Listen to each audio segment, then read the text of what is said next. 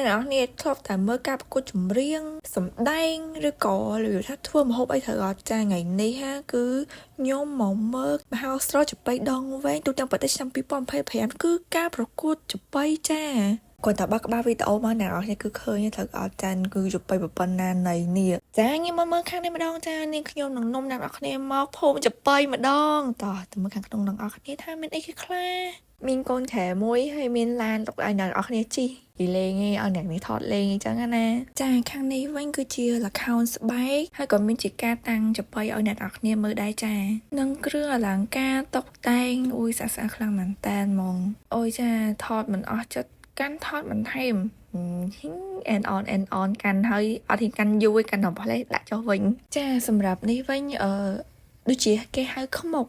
ចាបើតបពីថតនៅខាងក្រៅឆ្អែតឆ្អន់ហើយចាចូលខាងក្នុងម្ដងអីចឹងណាហើយមើលបងខាងក្រុមបច្ចេកទេសក៏កំពុងតែ rehearse សាអីចឹងទៅនេះដោយសារតែខ្ញុំបានឃើញអ៊ំស្រីម្នាក់គាត់អង្គុយជិតខ្ញុំដែរហ្នឹងគាត់បើកកន្លែងកលាក់ដៃយើងហ្នឹង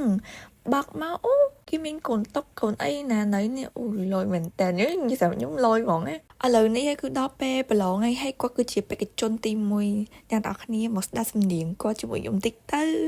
ចំបងគុណគ្រូអាចារ្យផងដោយប្រកាសគុណតួអក្សរាឃ្លាកំណត់ហើយឥឡូវនេះគឺដល់បេក្ខជនទី2ម្ដងចាលើស្ដាប់សំនៀងគាត់មួយទៀតទៅរួមគ្នាបង្កើតកម្មវិធីឡើងឲ្យមានការប្រឡងប្រជែងរៀងរាល់ឆ្នាំហើយកំពុងអង្គុយមើលបងក្រុមការងារហ្នឹងគាត់ផ្ញើរូបមាត់ហោះស្ទុយតែម្ដងទាំងកាប់ពុតខ្ញុំមាត់ខ្ញុំវាអត់ហត់ដល់ហ្នឹងទេនឹងក្រៅនេះ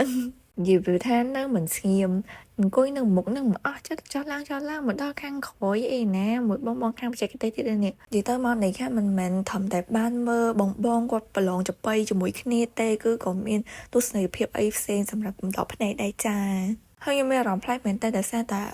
របានឃើញទស្សនវិជ្ជាអញ្ចឹងនៅខាងក្រៅអីចឹងណាហើយនេះគឺជាបេក្ខជនទី5ចាគឺគាត់មានអាយុតិចជាងគេហ្មងនៅក្នុងចំណោមអ្នកប្រកួតទាំង5តែអាយុរៀងក្មេងតិចមិនមែនជាបញ្ហាទេសម្ដីគាត់នឹងការប្រឡងរបស់គាត់អីក៏មិនចាញ់បងមុនប៉ុន្មានដែរការសម្ដែងរបស់បេក្ខជនទី5ហើយចានៅមានរបាំមួយទៀតមុននឹងប្រកាសជ័យលាភី top 3 ចាកន្លែងនេះវិញគឺខ្ញុំទៅសើបងខាង MC មែនតើហ្មងគឺគាត់បានឆ្លៀតលើកយកថាការសម្ដែងមិនមានឧបករណ៍បុរាណអីហ្មងហើយមានអីគេខ្លះអីចឹងណាគាត់រៀបរាប់ថាមាន6 7អីចឹងទៅមានប៉ុនមានចបៃបើកន្លែងនេះវិញខ្ញុំមួយក្រុមការងារខ្ញុំកំពុងតែជំរឿនគ្នាទៅវិញទៅមកថាអូយពេញចិត្តបេក្ខជនណាអីចឹងទៅនិយាយពីថាពេល MC ប្រកាសលទ្ធផលណាគឺញាប់ញ័រជាងបងគាត់ឡើងទៅប្រកួតទៀតសូមអបអរសាទរដល់បេក្ខជនម៉ាមឿនជើងកាន់វគ្គដាច់ព្រាត់បេក្ខជនវណ្ណាគឹមសៀនបានទៅព្រមកាន់វគ្គដាច់ព្រាត់បេក្ខជនកែវពិសាលអញ្ជើញមកពីខេត្តកំពង់ឆ្នាំងបាទសូមចូលរួមអបអរសាទរដល់បេក្ខជនទាំង3